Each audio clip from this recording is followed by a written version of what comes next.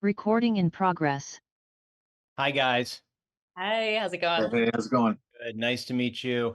Hey, I wanted to start just by saying this movie, um, I really felt strongly about the way that Chris sort of made this. He elevated this film. This sort of gave me sort of thoughts of The Witch and It Follows, and just sort of a more sort of sophisticated, intelligent film. Was that one of the reasons that you were drawn to it when you guys first saw the script? Yeah, getting to see, just another a flip side perspective of this formula that we've gotten to know so well, and then to also be with a team that they are thinking about all those things. There's a lot of inside moments in this film that if you're watching, there's a lot of layers in there too. So just being for one, that perspective flip, and then being with this team that just knows film so well and is so versed in practical special effects and cinema in general. It's pretty exciting to be with a team like that. Yeah, and Andrea? it's just so wonderful to read something that falls under a specific genre, but is different and unique and makes you feel new things when you're reading it. I think it was just so fun as an actor to be able to be a part of something that's trying to subvert expectations of this very traditional genre. So, Rye, I know Chris had mentioned in an interview that he saw Johnny's character as really an animal, and sort of an animal protecting its territory, or sort of. Did that help you get into that role, just to sort of think about it from a purely sort of like really sort of instinctual manner? Yeah, and I mean that became kind of a big part of Johnny. Actually, I watched a lot of because me and Chris had talked about those things too, and like studying and watching all the classic slasher films. But I watched a lot of animal attack videos too, specifically bear attacks, just uh, just to see the difference in how they move fluidly and peacefully, and then all of a sudden there's that switch over, and they just become this destructive, vicious machine, and they seem like two different characters almost, two different beings. So kind of using that with Johnny and trying to have that viciousness when he switches into his motivated attack mode. Beast mode. Yeah.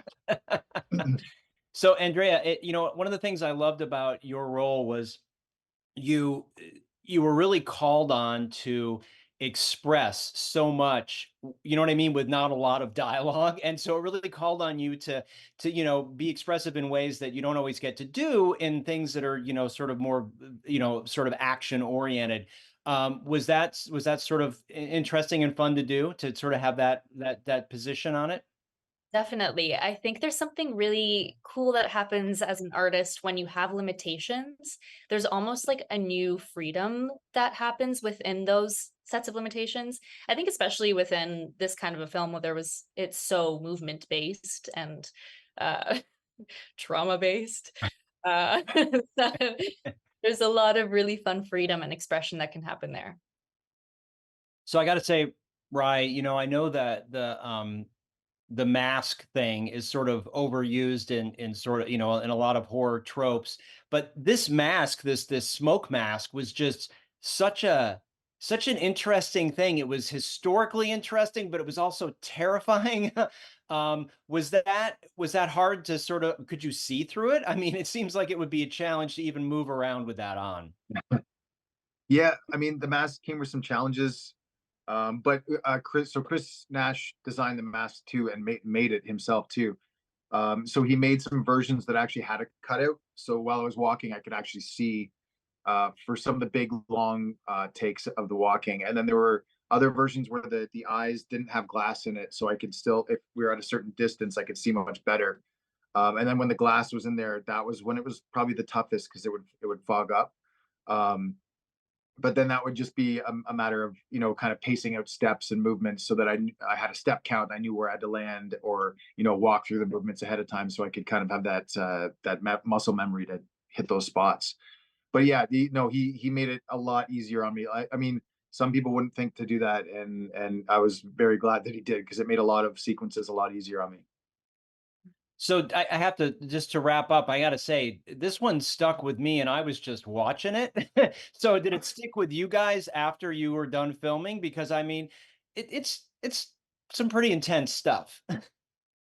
Definitely, but I think what's funny enough, it was quite easy to leave the intensity behind, but what stuck with me was honestly just how much fun it was to make this and the incredible group of people that we had working on it.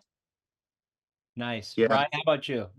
it honestly, it really was. It was a fun shoot. It was a great team of people, and you don't always get that, but this was one that kind of needed it too for being where we were in the woods, and the bugs being out there and everyone being so collaborative with all the effects, and it was just a great experience, and then seeing the film itself after that, that space in between, and just being so happy with it, and being such a horror geek myself growing up, and seeing this and just being so happy with it, and proud of it, and just it's a fun thing because I can separate myself from it. I know I'm still biased, but I can kind of watch it and just watch it as not me. It's just a film, so it's cool to have that. Well, congratulations. I feel like we're really getting some great stories, and it's super exciting to have you guys to be able to talk to you, and I can't wait for audiences to experience this and start to lose sleep over it. Thanks, Thanks guys. so much. Thank you so Thanks. much. Recording stop.